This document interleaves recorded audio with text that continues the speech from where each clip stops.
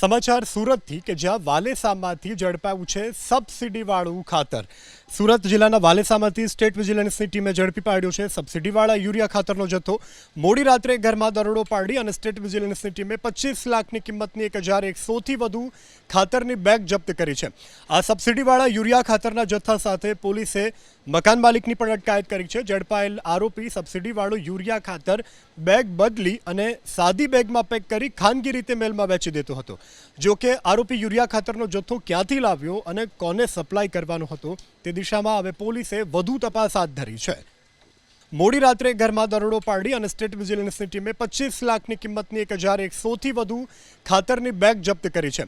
આ સબસિડીવાળા યુરિયા ખાતરના જથ્થા સાથે પોલીસે મકાન માલિકની પણ અટકાયત કરી છે। ઝડપાયેલ આરોપી સબસિડીવાળું યુરિયા ખાતર બેગ બદલી અને સાદી બેગમાં પેક કરી ખાનગી રીતે મેલમાં વેચી દેતો હતો।